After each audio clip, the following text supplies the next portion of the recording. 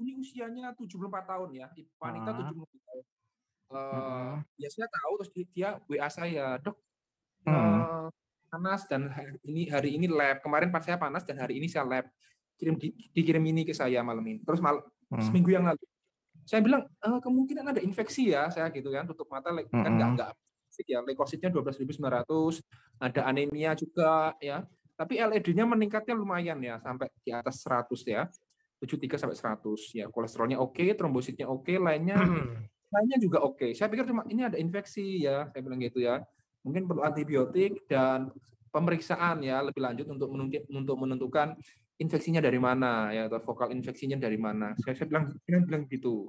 Terus besok paginya anaknya mantunya WA saya, terus intinya sorenya saya periksa ke rumah ibu ini kan. Saya periksa enggak panas ya. Sore itu enggak panas, normal enggak. Terus dia cuma ngomong ya sempat sempat gak enak perutnya ya. Tapi waktu saya datang sudah enak gitu ya. Juga nggak ada mual, nggak ada batuk pilek, juga nggak ada ronki juga nggak ada. Oke lah, semuanya bagus ya, nggak panas juga. Nah, terus dia ngomong, terus dia buka lagi, buka kartu lagi.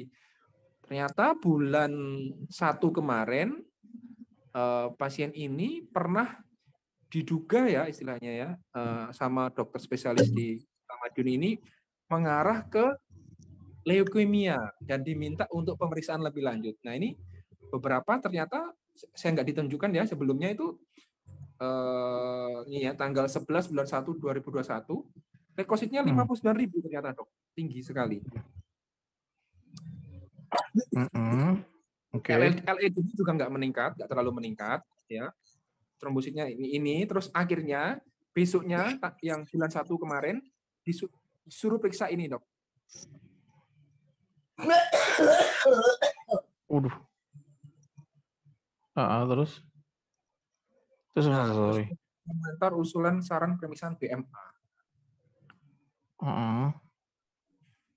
Nah, Ya, intinya terus. suruh ngambil ke sumsum tulang belakang nggak mau dok sampai sekarang istilahnya, ya toh.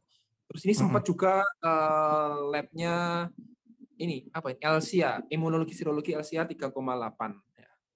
Oke, sudah dok ya, AFP LCA ECLIA 3,8. Nah, terus nah ini bulan 2-nya ya, bulan 2 2021 6.200. Tadi kan 50 bulan satunya, 50.000 sekian. Bulan mm. 2-nya 62.900, tapi LED-nya mulai meningkat ya. Bulannya 224. Ya. Jadi intinya itu dia diminta untuk ke Solo untuk apa ya, pengambilan sumsum tulang belakang ya, kurang tahu untuk menentukan leukemianya atau bagaimana begitu. Mm-mm. Apakah bisa dilihat dok dari leukosit yang tinggi tadi sama pemeriksaan darah tepi ya tadi ya? Mm-mm. Maksudnya bisa dilihat apa? Apakah pemeriksaan seperti ini bisa mengarah pemikiran ke leukemianya dok, gitu dok, atau gimana?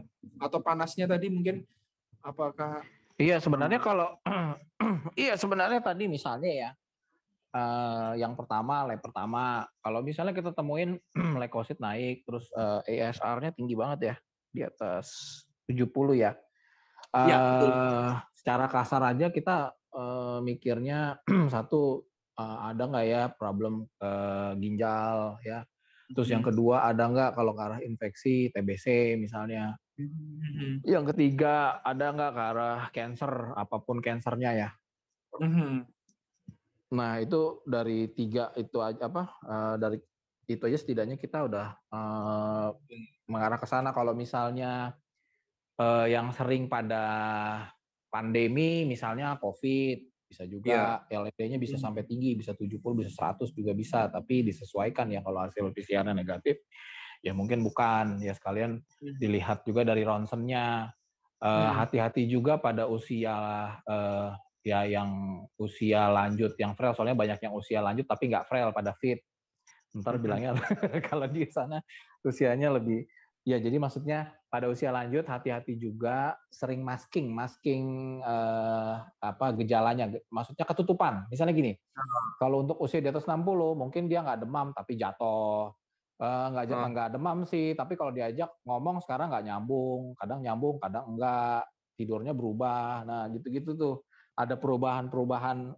Itu hati-hati, biasanya bisa juga bertanda infeksi. Misalnya kalau kita periksa nggak ada demam, tapi kok lain ya, berubah gitu. Dibilang stroke enggak, dibilang ini enggak, tapi ada perubahan. Kita bilangnya ada delirium ya. Nah, itu delirium yang fluktuatif. Itu bisa jadi salah satu petanda infeksi atau petanda yang lain. Oke. Nah, jadi maksudnya pertanyaannya, setuju nggak kalau misalnya dilakukan biopsi? Saya sih setuju aja dilakukan biopsi, cuma kalau nggak mau ya susah ya, karena kan dia harus nentuin ininya ya, etiologinya, prognosisnya, itu ke arah mana. Nah, kalau aspirasi itu sebenarnya bisa di bisa juga di sternum mau sternum atau nggak mau di belakang, sternum atau di hip bone ya, Itu sakit atau banget ya? di crista iliaca di belakang. Saya sih nggak lihat ada yang sakit banget ya ngerjain itu. Nggak ada yang gitu, nggak ada. Cuman melihatnya sih agak menyeramkan sih, agak aja. Tapi itu juga nggak, biasanya tidak memerlukan persiapan khusus yang harus harus dirawat banget sih. Saya sering nggak, sehari aja udah pulang gitu. Sering juga gitu ya, kecuali mungkin ada kondisi-kondisi akut yang memang bersamaan ya, pada saat kita rawat dengan infeksi, tapi dari pemeriksaan darah curiga ke arah leukemia, ya kita periksakan untuk pemeriksaan sumsum tulang gitu. Tapi kan settingan rawat inap karena memang ada kondisi infeksinya gitu. Oh, iya. Jadi maksud saya ini sangat penting sih untuk ngelakuin itu ya. Selain itu juga ada baiknya juga periksa misalnya pemeriksaan USG abdomen ya, lihat ada keterlibatan organ-organ dalam nggak, livernya membesar, limpanya juga udah membesar, dilihat juga gitu ke sana. Iya. Jadi memang Nah, kalau untuk ya ini tadi kecurigaannya dibilang sebenarnya akut monocytic leukemia. Nah, ini juga masih mungkin bisa berubah-berubah nih kadang nih, sehingga kalau misalnya gini deh, saya tanya dulu, waktu awal keluhannya apa? Demam aja? Waktu ya yang kemarin manggil saya itu ya, demam saja, Dok. Oh, demam aja. Iya, Besoknya jadi saya periksa nggak nemukan apa-apa.